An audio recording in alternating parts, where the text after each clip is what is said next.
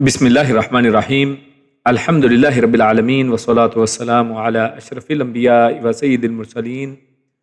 اما بعد رب اشرح لی صدری ویسر لی امری واحلل عقدۃ من لسانی یفقہوا قولی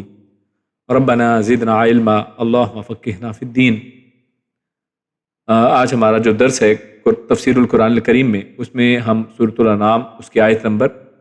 151 سے 152، 151 سے 152 تک کا مطالعہ کریں گے۔ اور ان میں جو ہمارے پاس موضوعات ہیں وہ آج اصل میں ایک ہی بڑا موضوع ہے جو آج کے درس کا احاطہ کرے گا انشاءاللہ، اور اس میں اللہ رب العزت نے 2 آیات صرف جن کا ہم آج مطالعہ کریں گے، ان میں اللہ رب العزت نے جو اسلام کا خلاصہ ہے، پورا اسلام اور اس کے اندر جتنے بھی احکامات شریعت ہیں، ان کو اگر مختصر کر کے بیان کریں تو 10 احکامات مین بنیادی بنتے ہیں، جس کی بنیاد پہ پھر آگے جتنا بھی دین ہے وہ اسی کی بنیاد کے اوپر ہے۔ تو اللہ رب العزت نے ان 2 آیات میں ان کا تذکرہ فرمایا ہے، جس کا آج انشاءاللہ ہم آگے مطالعہ کرنے جا رہے ہیں۔ تو اپنے موضوع سے ہم آغاز کرتے ہیں۔ تو پہلی آیت جس کی ہم تلاوت کریں گے، اعوذ باللہ من الشیطان الرجیم،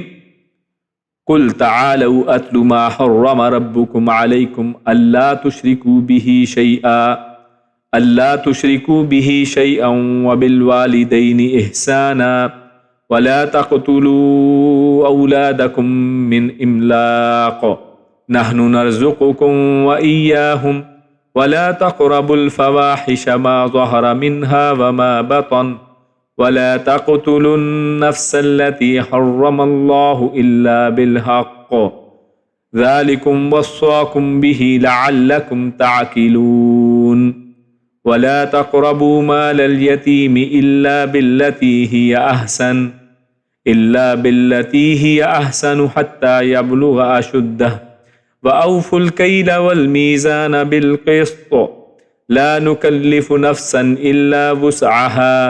وإذا قلتم فاعدلوا ولو كان ذا قربى وبعهد الله أوفوا ذلكم وصاكم به لعلكم تذكرون۔ یہ ہم نے 2 آیات ان کی تلاوت آپ کے سامنے کی، اب ہم اس کا ترجمہ دیکھتے ہیں۔ تو اللہ رب العزت نے فرمایا، قل تعالوا اتل ما حرم ربکم علیکم۔ قل، یہ بار بار یہ لفظ آتا رہتا ہے، قل هو اللہ احد، اور اس طرح کی چھوٹی صورتوں کے اندر یہ 3 دفعہ آخری 3 صورتوں کے اندر آتا ہے۔ تو قل کا معنی کیا ہے کہ آپ فرما دیجئے، یعنی آپ کہہ دیجئے، اور یہ اصل میں تو مخاطب رسول اللہ صلی اللہ علیہ وسلم ہے، لیکن اس کے بعد یہ تمام امت جو بھی پڑھتی ہے قرآن مجید کو پڑھنے والے سب مخاطب ہیں۔ کیا فرمایا؟ قل، آپ کہہ دیجئے، تعالو، تم سب آؤ۔ ہم یہاں پہ عرب ملک میں رہتے ہیں تو آپ جانتے ہیں تعال یہاں پر ہی بولا جاتا ہے، کسی کو کہنا ہو کہ آئیں تو کہتے ہیں تعال، تو وہی لفظ ہے یہاں پر، تعالو، تم سب آؤ، جمع کا صیغہ ہے۔ اتلو، میں تلاوت کرتا ہوں یا میں پڑھتا ہوں، اتلو، یہ وہی تلاوت کا جو لفظ اردو میں بھی ہم استعمال کرتے ہیں وہی یہاں پر ہے۔ اتلو، میں پڑھتا ہوں، ما حرم، ما جو، حرم حرام کیا ہے، ربکم تم سب کے رب نے،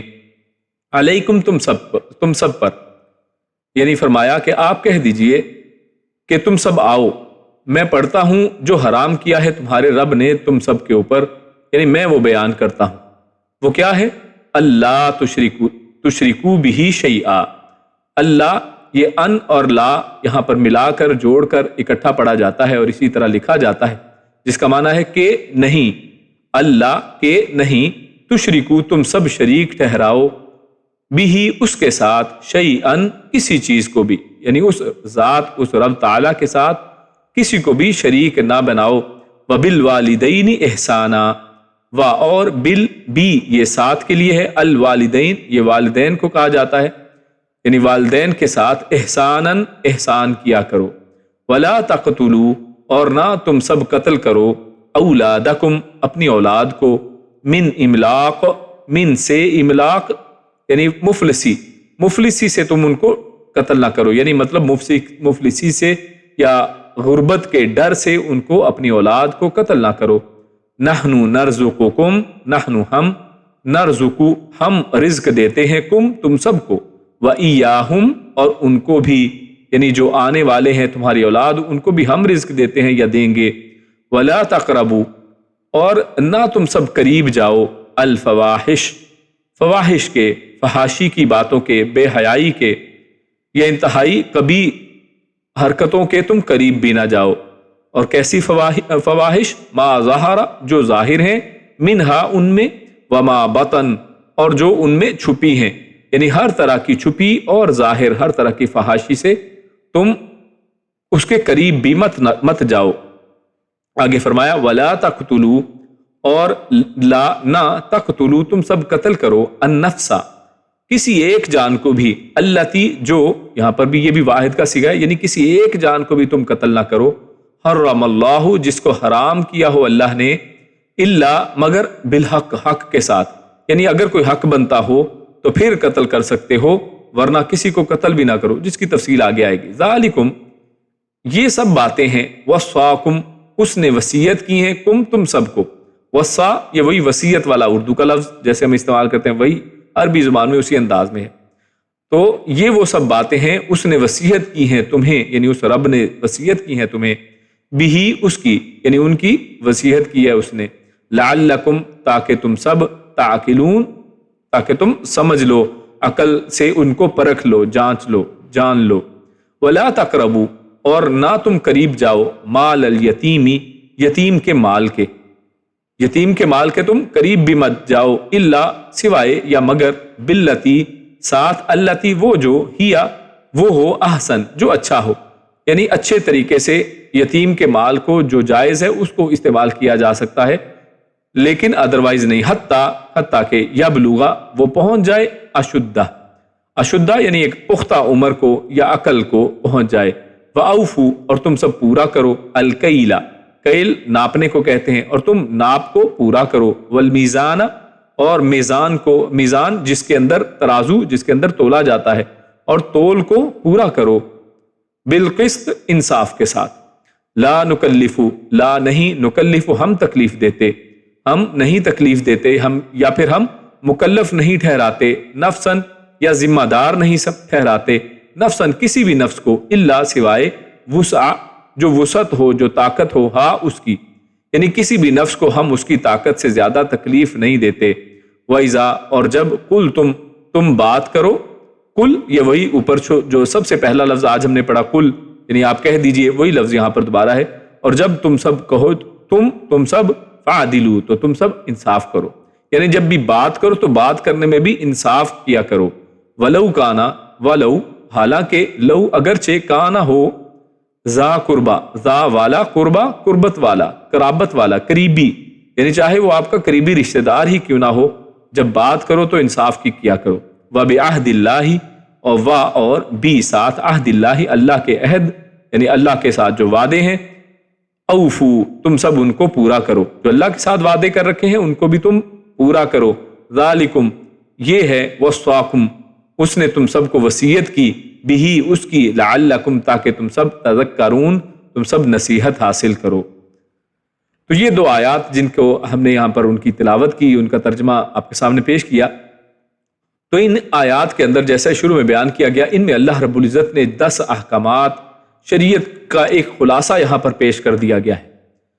اور اس حوالے سے کیونکہ یہ آیت شروع ہوتی ہے قُلْ تَعَالُوا أَتْلُ مَا حَرَّمَ رَبُّكُمْ عَلَيْكُمْ،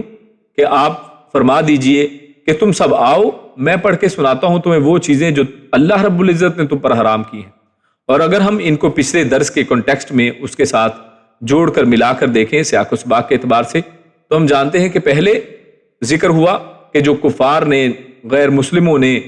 اہل کتاب نے، ان لوگوں نے جو اپنے لیے خود سے حرام چیزیں کر لی تھیں اور خود سے اپنے اوپر کچھ جانوروں کو، کچھ چیزوں کو حرام کر لیا، تو اس حوالے سے اسی پس منظر میں آگے چل رہا ہے کہ جن چیزوں کو تم حرام کرتے ہو وہ حرام ایسے نہیں ہوتی ہیں،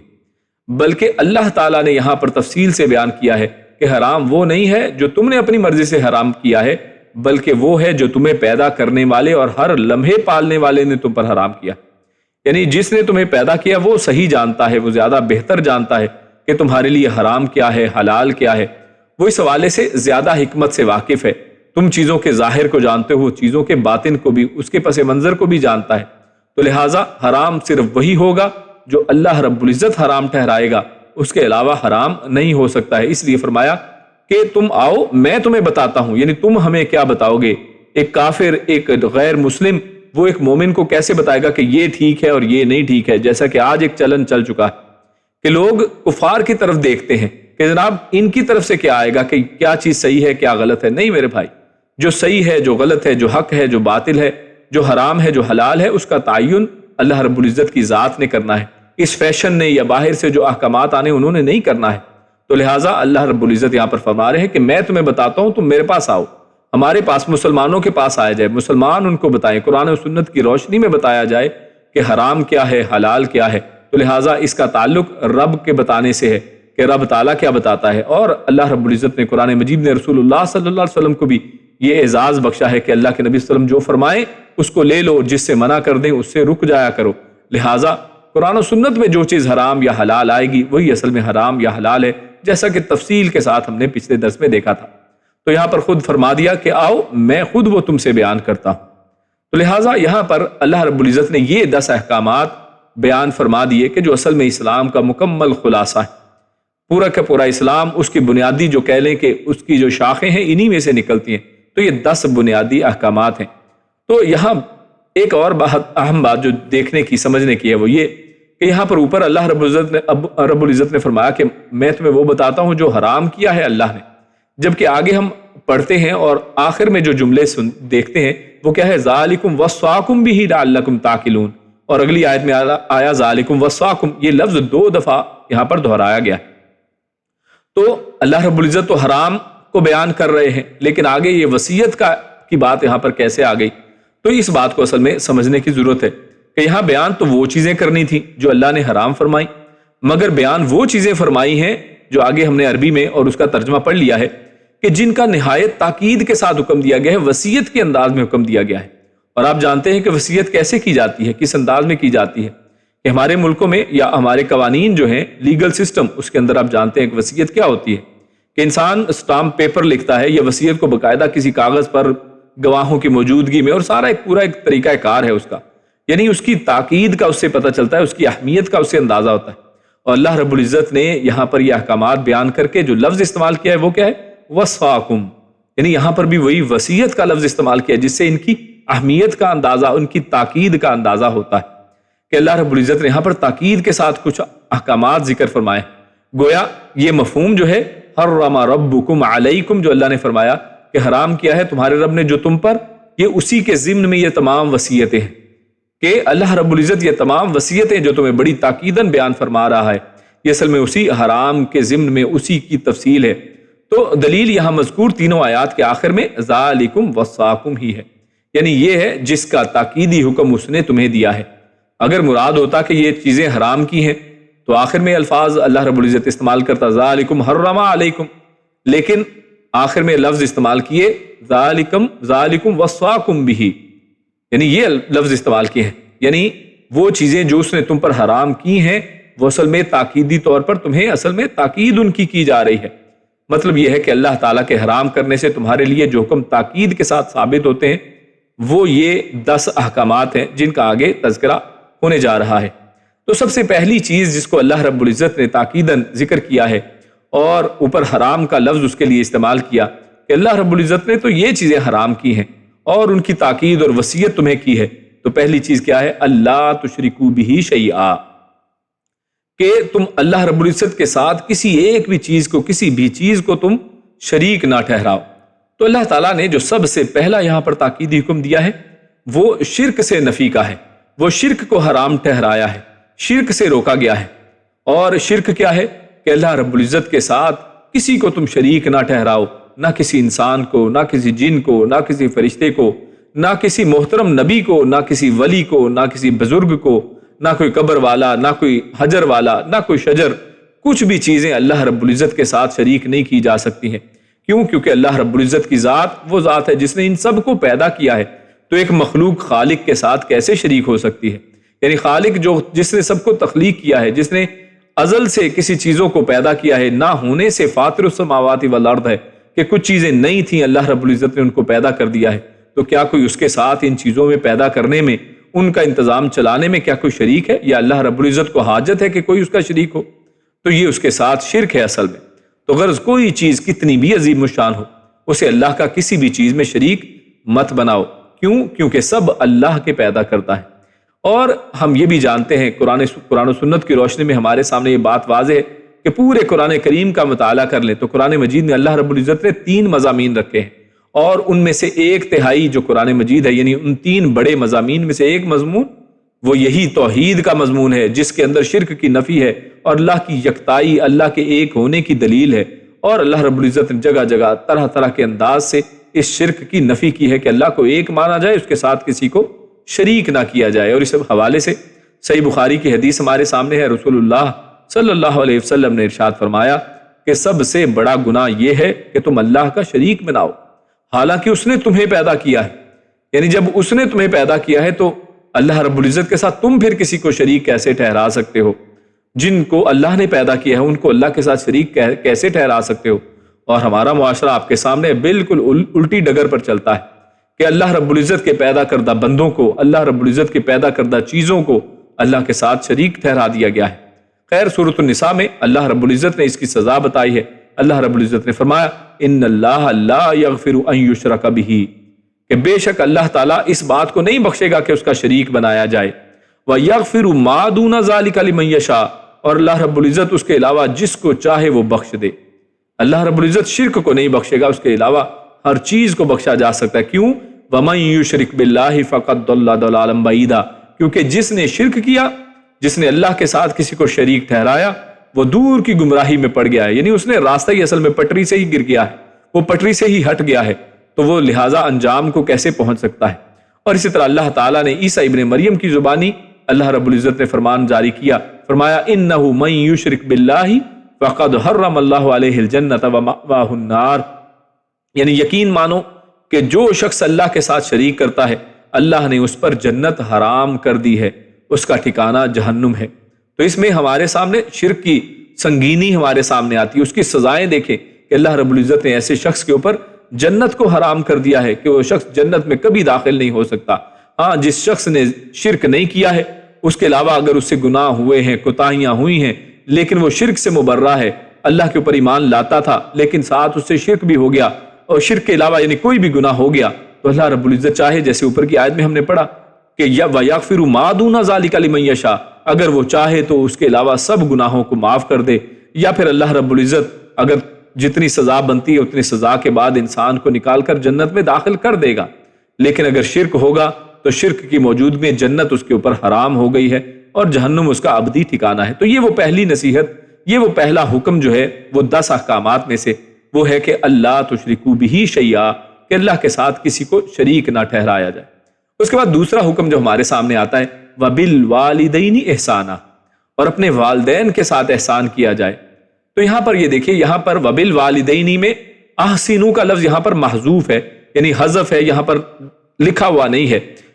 لیکن معنی کے اندر وہ موجود ہے، یعنی احسنوا، اور احسان کرو والدین کے ساتھ۔ کیسا احسان؟ احساناً، جیسے احسان کیا جاتا ہے، جیسے احسان کرنے کا حق بنتا ہے ویسے تم اپنے والدین کے ساتھ احسان کیا کرو۔ تو لہٰذا یہاں پر احسان جو ہے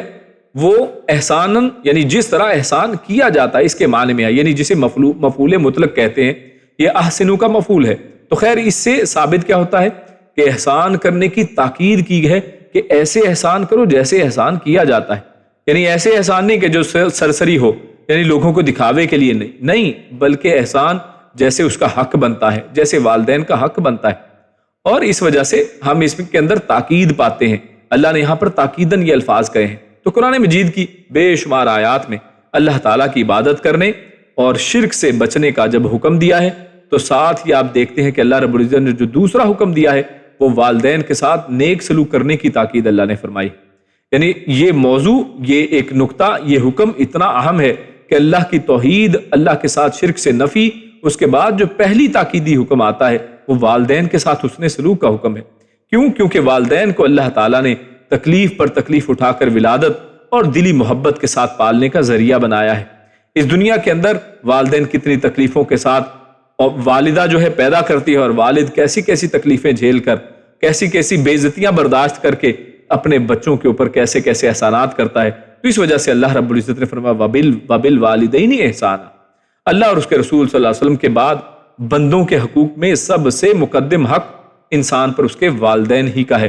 جیسا کہ سورۃ الاسراء کے اندر اللہ رب العزت نے فرمایا وَقَضَىٰ رَبُّكَ أَلَّا تَعْبُدُوا إِلَّا إِيَّاهُ وَبِالْوَالِدَيْنِ إِحْسَانًا۔ وہاں پر بھی دیکھیے اللہ رب العزت نے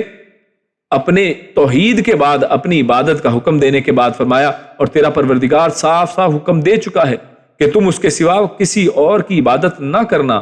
اور کیا فرمایا وَبِالْوَالِدَيْنِ إِحْسَانًا، ایک ہی آیت کے اسی ٹکڑے کے اندر فرما دیا، اور ماں باپ کے ساتھ احسان کرنا، اور آگے مزید بات فرمائی اِمَّا يَبْلُغَنَّ عِندَكَ الْكِبَرَ أَحَدُهُمَا أَوْ كِلَاهُمَا فَلَا تَقُل لَّهُمَا أُفٍّ، فرمایا اگر تیری موجودگی میں ان میں سے ایک یا یہ دونوں بڑھاپے کو پہنچ جائیں تو ان کے آگے اف تک نہ کہنا۔ اب یہ دیکھیں اف جو ہے یہ ایک ایکسپریشن ہے صرف، یعنی والدین کے ساتھ مار کٹائی کرنا، ان کی بے عزتی کرنا، ان کے ساتھ گالم گلوچ کرنا یا ان کے ساتھ ظلم و زیادتی کرنا تو بڑی دور کی بہت بڑے گناہ کی بات ہے،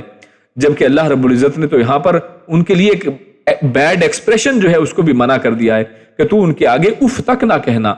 اور فرمایا وَلَا تَنْهَرْهُمَا، اور نہ تم انہیں ڈانٹ ڈپٹ کرنا، وَقُلْ لَهُمَا قَوْلًا كَرِيمًا، اور ان کے ساتھ بڑے نرم انداز سے، بڑے کریم انداز سے، ادب و احترام کے ساتھ ان کے ساتھ بات چیت کرنا۔ تو کتنا ہی بہترین سبق اللہ رب العزت نے والدین کے حوالے سے یہاں کیا ہے، اور یہاں سے یہ آپ دیکھ لیجئے کہ ہم نے غیر مسلموں کو، یہ ویسٹرن سوسائٹی کو نہیں دیکھنا ہے کہ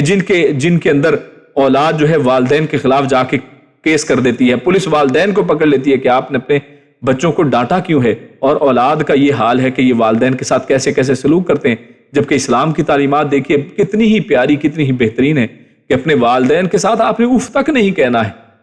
ڈانٹ ڈپٹ، ان کے ساتھ مار پٹائی تو بڑی دور کی بات ہے،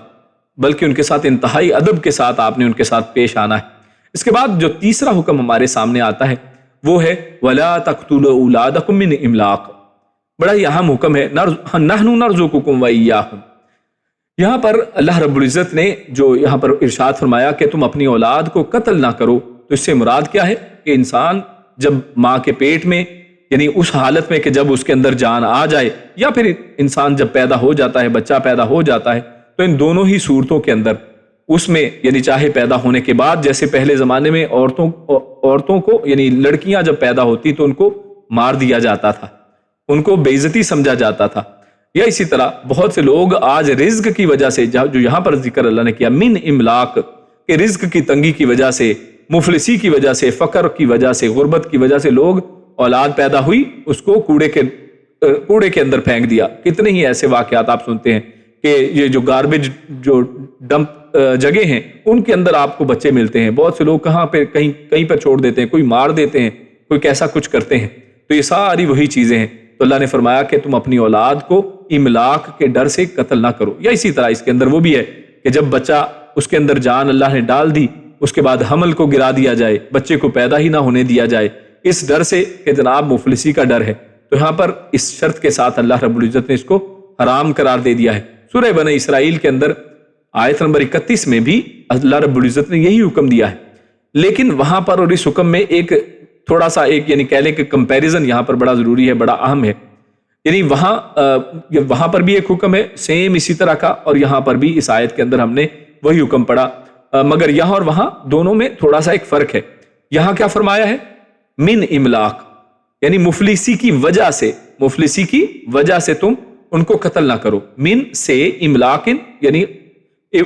جو املاق جو پیسہ ہے اس کی کم ہونے کی وجہ سے یا مفلسی کی وجہ سے تم ان کو قتل نہ کرو۔ اور وہاں جو حکم تھا وہاں پر لفظ ہیں سورہ بنی اسرائیل آیت نمبر 31 میں خشیت املاق، یعنی مفلسی کے ڈر سے،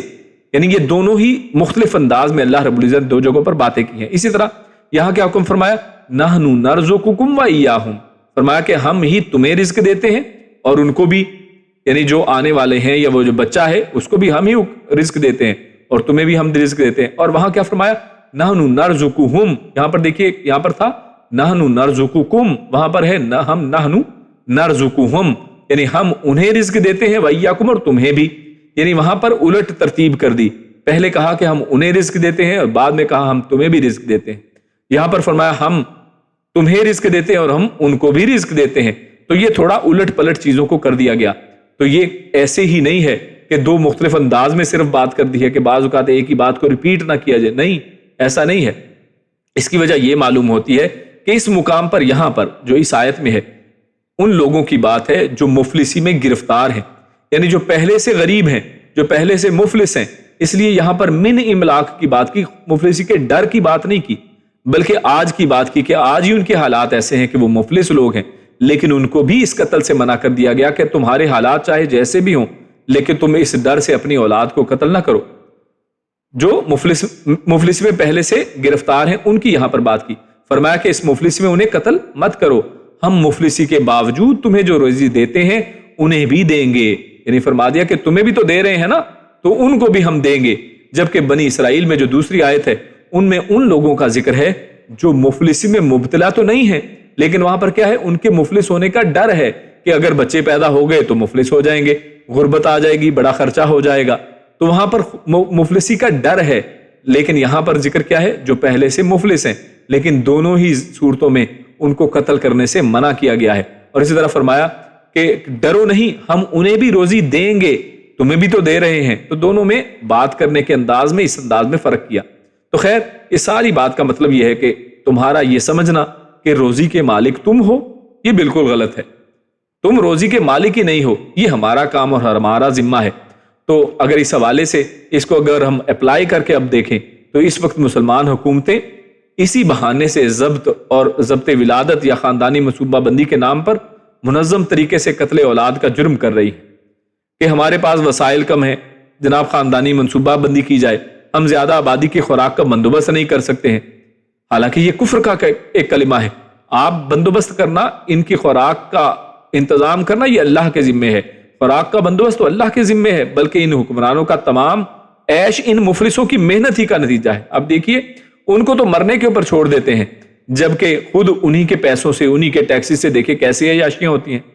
اور جن کی مفلسوں کی باتیں کرتے ہیں ان کے اوپر یہ پلتے ہیں، جن کی خوراک کے وہ ذمہ دار بن رہے ہیں ان کے پیسوں ہی سے یہ خود کھاتے ہیں، اور ہر بچے کو اللہ تعالیٰ کھانے کے لیے ایک منہ اور کمانے کے لیے دو ہاتھ دے کر بھیجتا ہے، اور جیسے جیسے آبادی بڑھتی ہے زمین کے خزانوں کے منہ کھلتے ہی جا رہے ہیں۔ آپ دیکھ لیجئے آج سے 100 سال پہلے ہماری آج کی آبادی کا 1/4 شاید آبادی تھی، لیکن آج دیکھیے 8 بلین یا اس سے بھی زیادہ آبادی ہو چکی ہے، لیکن کیا یہ ساری آبادی کو کھانے کو نہیں مل رہا ہے؟ انسان کو اللہ رب العزت نے وہ وسائل عطا کر دیے کہ انسان اس سے زیادہ سپیڈ کے ساتھ، زیادہ تیزی کے ساتھ، زیادہ مقدار میں چیزیں اگانا شروع ہو گیا ہے۔ تو آج بھی جو طرح طرح کے طریقوں سے انسانوں کو مارنے کے لیے مختلف وائرسز تیار کیے جاتے ہیں یا بہت سی ایسی کانسپریسیز آتی ہیں، تو یہ ساری چیزیں بالکل بےہودہ چیزیں ہیں۔ اس کے لیے انسان کو فکر مند نہیں ہونا چاہیے۔ ہاں آپ ضرور ٹیکنالوجی کا استعمال کریں اس کے اندر پیداوار بڑھانے کے لیے، اس کے اندر اچھے طریقے کے ذریعے، لیکن اس سے لوگوں کو مارا نہ جائے، لوگوں کو قتل نہ کیا جائے، اولاد کا قتل نہ کیا جائے۔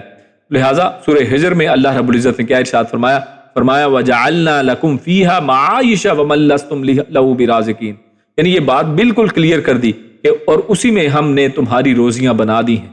یعنی اس زمین کے اندر جب اللہ بھیجتا ہے تو تمہاری روزیاں بھی یہاں پر اللہ نے بنا دی ہیں، اور جنہیں تم روزی دینے والے نہیں ہو اللہ تو ان کو بھی روزی دیتا ہے، تو لہٰذا تمہیں روزی کے بارے میں فکر کی ضرورت نہیں ہے۔ تو خیر یہ تیسرا حکم تھا۔ اس کے بعد چوتھا حکم ہمارے سامنے جو آتا ہے وہ فرمایا وَلَا تَقْرَبُوا الْفَوَاحِشَ مَا ظَهَرَ مِنْهَا وَمَا بَطَنَ، کہ تم فحاشی کے قریب بھی نہ جانا، یعنی یہ بڑی بات ہے۔ یہ نہیں فرمایا کہ جیسے پہلے تھا کہ وَلَا تَقْتُلُوا أَوْلَادَكُمْ، کہ اولاد کو قتل نہ کرنا، بلکہ یہاں پر کہا فحاشی نہ کرنا، یہ نہیں کہا، بلکہ فرمایا کہ تم فحاشی کے قریب بھی نہ جانا۔ یعنی کیا مطلب ہے کہ فحاشی کے جو راستے ہیں، جو بے حیائی کے راستے ہیں، ان کے قریب بھی نہیں جانا ہے۔ خیر اس سے پہلے ہم یہ سمجھتے ہیں کہ اصل میں فحاشی ہے کیا۔ تو الفاحشہ یہ لفظ اس کے دو مصدر ہیں، مثلا الفحشاء یہ بھی اور الفحشو، اور ان دونوں کا معنی ہے کہ ہر وہ قول یا وہ فعل، یعنی ہر وہ عمل، ہر وہ کام یا پھر ہر وہ بات جو قباحت میں بہت بڑی ہوئی ہو، یعنی جس کے اندر شدید قباحت ہو، شدید بری بات ہو جو ہو، تو وہ فحاشی کے اندر آتی ہے۔ مثلا زنا اسی لیے اس کے اندر آتا ہے، اسی طرح شدید بخل کرنا وہ فحاشی کے اندر آتا ہے، اسی طرح چوری کرنا یہ فحاشی کے اندر آتا ہے۔ تو اسی لیے ظہارا منہا وما بطن بھی یہاں پر کہا ہے، یعنی جو ظاہر فحاشیاں ہیں اور جو باطن میں فحاشیاں ہیں، یہ ساری چیزیں اس کے اندر آتی ہیں۔ اس لیے اس کا ترجمہ یہاں پر عموماً جو کیا جاتا ہے وہ بے حیائی کیا جاتا ہے، کہ جب انسان بے حیا ہو جائے، جب انسان کو اللہ کی حیا نہ رہے، یعنی اتنی کبھی حرکتیں کرنے کے اوپر بھی وہ بالکل راضی ہو جائے، جبکہ اس کو پتا ہے کہ اللہ دیکھ رہا ہے، جبکہ اس کو پتا ہے کہ اس کی سزائیں موجود ہیں۔ تو لہٰذا یہ اس وجہ سے اس کا ترجمہ بے حیائی کیا جاتا ہے۔ خیر، اللہ تعالیٰ نے ایسے ہر کام کو خواہ ظاہر ہو یا پوشیدہ انہیں حرام قرار دے دیا، اور کیا فرمایا؟ وَلَا تَقْرَبُوا، اس مقام پر ایسے ہر کام کے قریب جانے کو بھی حرام قرار دے دیا۔ کیوں؟ کیونکہ قریب جانا ہی گناہ کے ارتکاب کا باعث بنتا ہے۔ آپ قریب جائیں گے، یعنی اسی لیے فرمایا کہ اللہ رب العزت نے کہ ایک کمرے کے اندر یا ایک جگہ کے اندر ایک عورت اور مرد اکیلے نہ موجود ہوں، چاہے ان کا آپس میں رشتہ کوئی بھی ہو، یعنی وہ بہن بھائی ہوں، ماں بیٹا ہوں، یا کوئی اور ہوں، کوئی ہمسائی ہو، یا لفٹ میں جا رہے ہیں تو دو لوگ جو نامحرم ہیں وہ آپس میں دو اکٹھے کھڑے ہو جاتے ہیں، مرد اور عورت، تو ان کے اندر تیسرا شیطان ہوتا ہے۔ اس لیے فرمایا کہ اس کے قریب بھی نہیں جانا ہے، یعنی ہر وہ چیز، ہر وہ راستہ جو فحاشی کی طرف لے کر جانے والا ہے اس سے دور رہا جائے۔ ابن مسعود رضی اللہ تعالیٰ عنہ فرماتے ہیں کہ رسول اللہ صلی اللہ علیہ وسلم نے ارشاد فرمایا کہ اللہ تعالیٰ سے بڑھ کر کوئی غیرت والا نہیں ہے، اس لیے اس نے بے حیائی کو ظاہر اور پوشیدہ تمام شکلوں کو حرام قرار دے دیا ہے۔ اس لیے اس نے بے حیائی کی ہر شکل کو، چاہے وہ پوشیدہ ہو چاہے وہ ظاہر ہو، اللہ نے حرام قرار دے دیا۔ کیوں؟ کیونکہ اللہ سب سے زیادہ غیرت والا ہے، لہٰذا ہمیں بھی اللہ رب العزت نے غیرت کا حکم دیا ہے، اور بے غیرتی اور بے حیائی سے اللہ رب العزت نے روکا ہے۔ اس کے بعد جو پانچواں حکم ہمارے سامنے آتا ہے، فرمایا وَلَا تَقْتُلُوا النَّفْسَ وَلَا تَقْتُلُوا النَّفْسَ الَّتِي حَرَّمَ اللَّهُ إِلَّا بِالْحَقِّ، کہ تم کسی جان کو بغیر حق کے جس کو اللہ نے حرام قرار دیا ہو اس کو تم قتل نہ کرو۔ تو عبداللہ ابن مسعود رضی اللہ تعالیٰ عنہ وہ بیان کرتے ہیں کہ رسول اللہ صلی اللہ علیہ وسلم نے ارشاد فرمایا کہ کسی مسلمان کا خون جو اس بات کی شہادت دیتا ہو کہ اللہ کے سوا کوئی عبادت معبود نہیں، یعنی ایسا مسلمان جو کہ اللہ کے علاوہ کسی اور کی معبود ہونے کی شہادت نہ دے، اور بے شک میں اللہ کا رسول ہوں، یعنی ان باتوں کی شہادت دیتا ہو، تین صورتوں کے سوا کسی بھی صورت میں اس کا قتل کرنا حلال نہیں ہے، اس کا خون حلال نہیں ہے۔ کون سی وہ تین صورتیں ہیں؟ نمبر ایک، جان کے بدلے جان، یعنی اس نے کسی کا قتل کیا تو اب اس کے قتل میں، اس کے بدل میں اس کو بھی قتل قصاص کے اندر کیا جا سکتا ہے۔ دوسری چیز شادی شدہ زانی، کہ اگر کوئی شادی شدہ ہے زنا کرے تو اب اس کو بھی قتل کیا جا سکتا ہے۔ اور اسی طرح دین سے جدا ہو کر جماعت کو ترک کر دینے والا، یعنی کہ جن کو کہتے ہیں کہ جو بدل جاتے ہیں، یعنی دین اسلام کو چھوڑ جاتے ہیں، مرتد، جن کو مرتد کہا جاتا ہے، تو مرتد کی سزا بھی جو ہے وہ بھی، یعنی اس کی جان لے لینا، یعنی اس کا قتل کر دینا، اس کا خون اللہ نے حلال کر دیا ہے۔ یہ یا ان تینوں کے علاوہ، یعنی اس حدیث کے اندر تو یہ تین چیزیں آ گئیں، یا ان تینوں کے علاوہ بھی چند چیزیں ایسی ہیں کہ جن کو رسول اللہ صلی اللہ علیہ وسلم نے یا قرآن و حدیث کے اندر ہمارے سامنے آتی ہیں کہ جن کا واضح حکم ہمارے سامنے قرآن و حدیث میں ہے، ان کو بھی، یعنی ان کے علاوہ کسی کو قتل کرنا وہ حرام ہے۔ ہاں، صرف انہی کو قتل کیا جا سکے۔ مثلا محارب، یعنی محارب کون؟ جیسے ڈاکو، باغی، جیسے ہم پڑھ آئے ہیں پہلے کہ ڈاکو یا باغی جو ہے، جو محارب ہو، جو آپ سے لڑنے والا ہو، تو اس کو بھی قتل کیا جا سکتا ہے۔ اسی طرح محرم سے نکاح کرنے والا، جو محرم سے نکاح کرے، اس کو بھی قتل کرنے کا حکم ہے۔ اور اس طرح انہیں قتل کرنا جو ناحق نہیں بلکہ حق ہے، یعنی انہیں بھی قتل کرنا جو ناحق نہ ہو، تو ان سب کو قتل کرنا اللہ نے حق قرار دیا ہے، یعنی یہ جائز ہے، جبکہ اس کے علاوہ کسی کو بھی اللہ نے قتل کرنے سے منع فرمایا ہے۔ اور یہ پانچ چیزیں اس آیت کے اندر اللہ رب العزت نے بیان فرمائی۔ اگلی آیت کے اندر اگلی پانچ چیزیں اللہ نے بیان فرمائی ہیں، اور اس سے پہلے اللہ نے اس آیت کے اختتام میں کیا ارشاد فرمایا؟ ذالکم وصاکم بہ لعلکم تعقلون، یعنی یہ اللہ رب العزت نے تمہیں وصیت کی ہیں، یعنی یہ باتیں کوئی عام باتیں نہیں ہیں کہ سنی اور ادھر سے نکال دی، بلکہ ان کی اللہ نے وصیت اور تاکید فرمائی ہے تمہیں، لعلکم تعقلون، تاکہ تم سمجھو، تاکہ تم عقل کرو، کیونکہ ان کاموں کی قباحت عقل بھی محسوس کرتی ہے، یعنی عقلی طور پر بھی یہ کوئی اچھی باتیں نہیں ہیں۔ نصیحت اس لیے کہ تم عقل کے تقاضے پر چلو، یعنی اس کی نصیحت کی جا رہی ہے کہ تم عقل کے مطابق کام کرو، عقل کرو، یعنی جیسے انسان سمجھانے کے لیے کہتا ہے نا کہ عقل کیا کرو، کچھ عقل کرو، یعنی اگر کچھ سوچو سمجھو گے، اگر غور بھی کرو گے تو پتہ چل جائے گا کہ یہ باتیں بری باتیں ہیں، یہ کوئی اچھی باتیں نہیں ہیں۔ اس کے بعد جو چھٹا حکم اللہ نے انہی آیات کے اندر، یعنی اگلی آیت نمبر 152 میں ارشاد فرمایا، وہاں پر چھٹا حکم ہے، فرمایا وَلَا تَقْرَبُوا مَالَ الْيَتِيمِ إِلَّا بِالَّتِي هِيَ أَحْسَنُ حَتَّى يَبْلُغَ أَشُدَّهُ۔ تو یہاں پر اللہ رب العزت جو حکم دیا وہ یتیم کے مال کے حوالے سے، اور وہاں پر بھی دیکھیے ذکر وہی کیا، وَلَا تَقْرَبُوا، کہ اس کے قریب بھی نہیں جانا ہے، یعنی اتنی شدید شدت والی چیز یہ بھی ہے، جیسے کہ پیچھے فحاشی کے اعتبار سے فرمایا کہ اس کے بھی قریب بھی نہیں جانا ہے، کیونکہ اس کے اندر پڑ جانا، اس برائی کے اندر شامل ہو جانا بہت ہی آسان، پھسلنا بڑا ہی آسان ہے، اس لیے اس کے قریب جانے سے بھی منع کر دیا ہے۔ جیسے ہوتا ہے نا، آپ دیکھیے کہ بعض نہریں یا بعض دریا ہیں تو ان کے قریب ان کے جو کنارے ہیں وہ بڑے سلپری اور ان کو ڈھلان بنائی ہوتی ہے، تو اس لیے ہم اگر بچوں کے ساتھ وہاں پر گئے ہیں، بعض باغات ان کے ساتھ ہوتے ہیں، تو آپ بچوں کو کیا سمجھاتے ہیں؟ اس کے قریب بھی نہیں جانا ہے۔ اسی طرح آگ ہے تو آپ یہ نہیں کہتے کہ آگ میں ہاتھ نہ ڈالو، بلکہ کہتے ہیں کہ آگ کے قریب بھی نہیں جانا ہے، کیونکہ اس کی حدت دور تک آتی ہے۔ تو لہٰذا یہی حال یہاں پر اس کے اندر پڑ جانے کا، اس فتنے میں شامل ہو جانے کا خدشے کی بنیاد پر اللہ رب العزت نے فرمایا وَلَا تَقْرَبُوا، کہ اس کے بھی قریب نہیں جانا ہے، مال الیتیم، یتیم کے مال کے، اور کیا فرمایا الا باللتی ہی احسن، ہاں جو احسن طریقے سے ہو، تو سب سے اچھا طریقہ، یعنی اس میں یتیم کے مال کی حفاظت کرنا شامل ہے۔ یعنی احسن طریقہ کیا ہے؟ یتیم کے مال کی آپ حفاظت کرتے ہیں، ایک شخص ہے اس کے پاس اور کوئی کام نہیں، یتیم کے مال و دولت ہے، وہ اگر اس کی حفاظت کرتا ہے، اس کے اوپر دن رات اس کی رکھوالی کرتا ہے، یا اس کا کوئی فصلیں ہیں ان کے اوپر فصل اگاتا ہے یا محنت کرتا ہے، تو اس اعتبار سے جو اس کا تھوڑا بہت بنتا ہے وہ اس میں سے لے لے، تو یہ ہے اچھے طریقے سے اس میں سے لینا، اس کی حفاظت کے انداز میں، یا اسے بڑھانے کے متعلق وہ سوچتا ہے، تو یتیموں کی بہتری کے سوا اسے خرچ کرنے سے بچنا، یہ سب اس کے اندر شامل ہے کہ الا باللتی ہی احسن، کہ اس اعتبار سے تو اس کے مال میں سے کچھ حصہ کہ اس کو آگے بزنس میں لگا دیا جائے تاکہ وہ بڑے اور بچوں کے کام آئے، تو وہ تو درست ہے، لیکن ادروائز اگر مال کے قریب جاتا ہے کہ اس کے اندر سے کچھ استعمال کر لوں، فائدہ لے لوں، تو اللہ رب العزت نے اس کو حرام قرار دے دیا ہے، حتیٰ یبلغ اشدہ، اور فرما دیا ہاں اس وقت تک آپ نے اس کی حفاظت کرنی ہے، اچھے طریقے کے اوپر اس کے ساتھ رہنا ہے، جب تک کہ وہ اشدہ نہ ہو جائیں، اور اشدہ میں جوانی کے ساتھ سمجھداری بھی شامل ہے، کہ اس میں معاملات کو خود نپٹانے کی صلاحیت پیدا ہو جائے، اور اس کا ہمیں معلوم پڑتا ہے سورۃ النساء کے اندر اس کی وضاحت ملتی ہے، جہاں پر فرمایا فَإِنْ آنَسْتُم مِّنْهُمْ رُشْدًا فَادْفَعُوا إِلَيْهِمْ أَمْوَالَهُمْ، کہ جب تم ان میں رشد دیکھو، تھوڑی سمجھداری دیکھو، تو پھر ان کے اموال ان کو لوٹا دو، ان کو دے دو۔ تو لہٰذا اس سے پتہ چلا کہ اشدہ جو ہے اس کے اندر پکی عمر ہونا بھی ہے، اور ساتھ ہی ساتھ ان کے اندر سمجھداری ہونا بھی ہے، کہ اگر سمجھدار ہو جائیں تو آپ ان کو دے دیں، اور یا پھر اگر سمجھدار نہیں بھی دوسرے انداز میں، اگر اشدہ ایک عمر کو پہنچ جاتے ہیں آٹومیٹکلی وہ سمجھدار کنسیڈر ہوں گے، یا بعض اوقات کئی کم عمر کے اندر بھی بچے جو ہیں وہ سمجھدار ہو جاتے ہیں، بزنس کو سمجھنا شروع ہو جاتے ہیں، اس کے اندر پارٹیسپیٹ کرنے لگتے ہیں، تو ایسی صورت میں بھی آپ ان کا مال ان کے حوالے کر دیں۔ اس کے بعد آگے چلتے ہیں، 7واں حکم ہے ہمارے سامنے، جس میں اللہ رب العزت فرماتا ہے وَأَوْفُوا الْكَيْلَ وَالْمِيزَانَ بِالْقِسْطِ، کہ اس میں انصاف کو ملحوظ رکھتے ہوئے دیتے وقت مال تول میں کمی نہ کرنا۔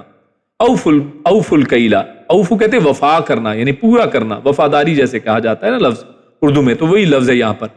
کہ تم جب ماپو، جب اس کو میزان میں ڈالو، جب اس کو تولو، تو اس وقت اس کو پورا کرو، یعنی اس میں کمی بیشی نہ کرو۔ جیسے آپ سب جانتے ہیں کہ ہمارے علاقوں میں تو جب تولا جاتا ہے تو میزان کے اوپر رکھنے کے لیے ان باٹوں کے نیچے لوہے کی کچھ چیزیں بنائی ہوتی ہیں، یا جو لوہے کا جو کلو کا باٹ ہے تو کلو کا نہیں ہوتا بلکہ 800 گرام کا ہوتا ہے، یا اس طرح کے بہت سے جو طریقے جو ہیں وہ طرح کے طریقے لوگ زیادہ جانتے ہیں، تو وہ لوگوں نے بنا رکھے ہوتے ہیں جس کے ذریعے سے جب دیا جاتا ہے تو کم دیا جاتا ہے، اور جب کہ لیا جائے تو زیادہ لیا جاتا ہے، تو دونوں ہی انداز میں ڈنڈی ماری جاتی ہے، جس حوالے سے سورۃ المطففین کے اندر اللہ رب العزت نے ارشاد فرمایا ہے ویل للمطففین، کہ اس انداز میں جو بڑی خرابی ہے ناپ تول میں کمی کرنے والوں کے لیے ویل ہے ان کے لیے، اور ویل جہنم کے اندر ایک وادی کا نام ہے، کہ جو تول میں کمی بیشی کرتے ہیں ان کے لیے ویل ہے۔ اور کیا وہ کرتے ہیں؟ الذین اذا اکتالوا علی الناس یستوفون، کہ جب لوگوں سے ناپ کر لیتے ہیں تو پورا لیتے ہیں، کہ جب خود لینے کی باری آتی ہے تو کہتے ہیں جی پورا دو، کیونکہ ان کو خود پتا ہے نا کہ کیا کیا 2 نمبریاں ہیں، تو وہ ان سے پورا لیتے ہیں۔ اور آگے وَإِذَا كَالُوهُمْ أَوْ وَزَنُوهُمْ يُخْسِرُونَ، اور جب انہیں ناپ کر دیں، جب وہ ناپ کر دیتے ہیں تو تول کر دیتے ہیں تو کم دیتے ہیں، یعنی جب خود دینے کی باری آتی ہے تو پھر کمی بیشی کی طرف، کم کی طرف جاتے ہیں، کم تولتے ہیں۔ تو لہٰذا یہ ایک بیماری جس کے حوالے سے اللہ نے فرمایا کہ جب ناپو تولو تو بہتر انداز میں کرو۔ اب یہ دیکھیں یہ معاشرتی ایک بیماری کو یہاں پر ذکر کر دیا کہ یہ ایک معاشرے کے اندر بیماری پائی جاتی ہے، اگر یہ بھی درست ہو جائے تو معاشرہ کتنا بہترین ہو جائے۔ یہی اصل میں فراڈ اور ہمارے ملکوں میں کرپشن کی نشانی ہے، اس کے اندر ہر طرح کی کرپشن آ جاتی ہے، تو اس کرپشن کو بھی آپ اس کے میننگ میں لے سکتے ہیں۔ اس طرح 8واں حکم اللہ نے فرمایا لا نکلف نفسا الا وسعها، یعنی اگر پورا تولنے اور ماپنے کی کوشش کرے، یا اگر اس انداز میں اگر انسان اپنے جو جتنی وسعت ہے، جتنی اللہ نے اسے طاقت دی ہے بڑے بہترین انداز میں اپنی نوکری کو کرتا ہے، بڑے بہترین یعنی جتنا اس کو ٹائم دیا گیا ہے کہ 8 سے 4 آپ کا ٹائم ہے، آپ 8 سے 4 وقت کے اندر وہ وقت اس ادارے کو دیتے ہیں جو آپ کو تنخواہ دیتا ہے اس وقت کی، اس کے اندر اس کی بھلائی کے لیے سوچیں، اس کے لیے تگ و دو کریں، تو یہ اصل میں بالکل صحیح بات ہوگی۔ جبکہ اس کے اندر اگر ڈنڈی ماری جاتی ہے تو اس کے اندر وہی ڈنڈی ہے، یعنی لیکن فرمایا لا نکلف نفسا الا وسعها، ہاں اگر تھوڑی بہت کمی بیشی ہو جاتی ہے جو انسان جان بوجھ کر نہ کرے اور یا مجبوراً اسے ہو جائے یا کوئی مجبوری کی بنیاد پر آگے پیچھے کوئی چیز ہو جائے تو پھر اور بات ہے، بھول چک کے ہو جائے تو اور بات ہے، غلطی کر لے تو اور بات ہے، لیکن اس سے باز پرس اس صورت میں تو نہیں ہوگی۔ لیکن اگر وہ اس کو جان بوجھ کے کرتا ہے، جان بوجھ کے ایسا کرتا ہے اور اس کے اندر اس کا انداز جو ہے وہ بالکل دوسرا ہے، وہ غلطی والا نہیں ہے بلکہ گناہ والا انداز ہے، تو اس انداز میں اس کی پکڑ ہے۔ ورنہ اللہ نے فرمایا لا نکلف نفسا الا وسعها، اور الا وسع کا یہی مطلب ہے کہ وہ اس کے اندر جو بھول چوک ہے، وہ غلطی ہے، وہ اس کی باز پرس نہیں ہے، اللہ نے اس کو معاف فرما دیا ہے۔ اور اللہ رب العزت سورۃ البقرہ میں بھی ارشاد فرمایا لا یکلف اللہ نفسا الا وسعها، کہ اللہ تعالیٰ کسی جان کو اس کی طاقت سے زیادہ تکلیف نہیں دیتا۔ لہا ما کسبت وعلیہا ما اکتسبت، یعنی اس کی وضاحت بھی فرما دی کہ اس کا ایک اور معنی وہ کیا ہے کہ جو نیکی وہ کرے وہ اس کے لیے ہے اور جو برائی وہ کرے وہ اس پر ہے، یعنی کسی اور کا بوجھ یہ نہیں اٹھائے گا، اللہ رب العزت اس کی وسعت کے مطابق اس سے پوچھیں گے، کسی کا بوجھ وہ نہیں اٹھانے والا ہے اور نہ ہی کوئی اس کا بوجھ اٹھانے والا ہے۔ تو آگے اس لیے فرمایا ربنا لا تؤاخذنا ان نسینا او اخطانا، اسی لیے یہ دعا بھی فرما دی، دعا ہمیں سکھا دی کہ اے ہمارے رب اگر ہم بھول گئے ہوں یا خطا کی ہو تو ہمیں نہ پکڑنا۔ یعنی یہاں پر یہ جو آخری جملہ ہے اس سے اس لفظ کے مطلب کی جو ہم آج یہاں پر آیت پڑھ رہے ہیں لا نکلف نفسا الا وسعها، تو اس کی وضاحت ہو جاتی ہے کہ اگر ہم بھول گئے ہوں یا خطا کی ہو تو ہمیں نہ پکڑنا۔ تو اللہ نے فرما دیا کہ ہم اس کے اوپر تمہیں نہیں پکڑتے ہیں، کہ جو انسان یعنی جو ہے اپنی وسعت کے حد تک کوشش کرے لیکن پھر بھی اگر کوئی سلپ ہو جائے تو پھر وہ جو ہے اللہ رب العزت اس پر نہیں پکڑتے۔ اس کے بعد نواں حکم ہے وَإِذَا قُلْتُمْ فَعَدِلُوا وَلَوْ كَانَ ذَا قُرْبَى، کہ جب بات کرو، کل تم کی یہاں پر بات آ گئی، یعنی پہلے کی تھی، پہلے عملی باتیں تھی، اب یہاں پر قول کی بات آ گئی ہے کہ اگر کوئی بات تم کرتے ہو تو کس طرح کی بات کرو، فَعَدِلُوا، تو اس میں عدل کرو، یعنی وہ بات انسان چاہے کسی کے درمیان میں فیصلہ کروا رہا ہے، کوئی درمیان میں جیسے ججز ہیں یا ہمیں کوئی کہہ دیتا ہے کہ آپ ہمارے درمیان میں فیصلہ کروا دیں، یا اسی طرح کوئی حکم دے رہے ہیں یا شہادت دے رہے ہیں، تو ہر حال میں عدل و انصاف سے کام لینا ہے، یعنی جب بھی بات بھی کی جائے تو اس میں بھی جھوٹ نہ بولا جائے، اس کے اندر سے بے ایمانی نہ کی جائے، اور چاہے اس کے اندر کوئی رشتہ داری یا قرابت یا دوستی ہی کیوں نہ ہو، کیونکہ لوگ کیا کرتے ہیں اپنی رشتہ داری کی بنیاد پر جھوٹ بولتے ہیں، اپنے رشتہ دار کو فائدہ دینے کی کوشش کرتے ہیں، اس کو بچانے کی کوشش کرتے ہیں، یا اسی طرح دوستیوں کو رکھنے کے لیے یہ کام کرتے ہیں۔ تو یہاں پر اللہ نے فرمایا کہ انصاف کیا جائے، فَعَدِلُوا، تم عدل کیا کرو، اور انصاف کے راستے میں تمہاری یہ رشتہ داریاں رکاوٹ نہ بنے، وَلَوْ كَانَ ذَا قُرْبَى، چاہے جتنے بھی قریبی ہوں، تو انصاف سے تم نے دور نہیں ہٹنا ہے۔ اور سورہ نساء میں بھی اس کی وضاحت فرمایا یا ایھا الذین آمنوا کونوا قوامین بالقسط، کہ ایمان والو عدل و انصاف پر مضبوطی سے جم جانے والے بن جاؤ، شہداء للہ،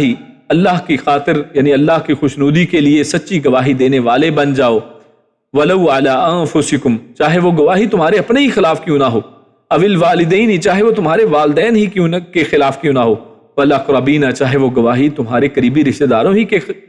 یعنی خلاف کیوں نہ ہو، لیکن تم سچائی اور عدل والی بات کرنے والے بن جاؤ، سچی بات کہنے والے بن جاؤ۔ تو یہ اصل میں یہاں پر اس آیت کا مفہوم ہے، اور یہ دیکھیے یہ معاشرہ اگر اس کے اوپر چل جائے، اگر آج ہم عدل کی بات کرنا شروع کر دیں تو کتنی معاشرے کی ساری کرپشن دور ہو جاتی ہے۔ پوری کرپشن کے اندر بیک بون کی حیثیت یہ بات رکھتی ہے کہ انسان کس طرح سے دوسروں کو نوازتا ہے، اپنے رشتہ داروں کو نوازتا ہے، لوگوں کو دور کرتا ہے، جن کا حق بنتا ہے ان کو دور کرتا ہے، اور جن کا حق نہیں بنتا ان کو قریب کرتا ہے۔ یہ ساری چیزیں انہی کے ذریعے سے آتی ہیں۔ آگے فرمایا جو 10واں حکم، آخری حکم ان آیات 2 آیتوں کے اندر ہم نے پڑھا، وہ ہے وَبِعَهْدِ اللَّهِ أَوْفُوا، بہت چھوٹا ہے، چھوٹا سی بات ہے لیکن بڑی بات ہے، اور اسی کے اندر سارا کچھ اصل میں سمو دیا گیا ہے۔ کیا فرمایا؟ اور اللہ کے عہد کو پورا کرو، وَبِعَهْدِ اللَّهِ، اور اللہ کے عہد کے ساتھ اوفو، تم وفا کرو، یعنی تم نے اسلام قبول کر کے، یہ اصل میں ایک بہت بڑا عہد کیا ہے۔ جب انسان شہادہ دیتا ہے تو یہ شہادت ایک قسم کی گواہی ہے، یہ ایک قسم کا عہد ہے کہ آج کے بعد میں اللہ کے سوا کسی اور کی عبادت نہیں کروں گا، اللہ کے علاوہ کسی اور کے سامنے جھکوں گا نہیں، کسی کو حاجت روا مشکل کشا نہیں سمجھوں گا، کسی کے آگے ہاتھ نہیں پھیلاؤں گا، کسی کو میرے لیے جو ہے حرام حلال متعین کرنے والا نہیں سمجھوں گا۔ اور یہ آپ اس کی گواہی دیتے ہیں، اللہ کے ساتھ ایک عہد کرتے ہیں اور ساتھ کہتے ہیں کہ اللہ کے نبی صلی اللہ علیہ وسلم وہ اللہ کے بندے اور رسول ہیں، ان کو بندہ مانتے ہیں، ان کو اللہ کا رسول مانتے ہیں کہ وہ مجھے جیسے جیسے سمجھائیں گے، جیسے جیسے بتلائیں گے، اللہ کے دین کے اوپر ویسے ویسے عمل کرتا جاؤں گا۔ تو یہ بہت بڑا عہد ہے جو انسان اللہ کے ساتھ کرتا ہے، اور معروف عہد جو قرآن کریم میں جس کا اللہ نے تذکرہ کیا، جس کو عہد الست کہتے ہیں، کہ جس میں اللہ رب العزت نے فرمایا تھا کہ میں تمہارا رب نہیں ہوں، اور سب نے کہا تھا کہ الست بربی، اللہ نے پوچھا تو سب نے کہا کہ یقیناً ہم گواہی دیتے کہ تمہارا رب ہے۔ تو لہٰذا یہ جو اللہ کے ساتھ ہم وعدے کر کے آئے ہیں، اللہ کے ساتھ جو عہد کیا ہے، وہ سارے کا سارے دین کو اصل میں احاطہ کیے ہوئے، چھوٹی سی آیت کا چھوٹا سا ٹکڑا، اور اس کے اندر بہت کچھ اللہ رب العزت نے پورا دین سمو دیا ہے۔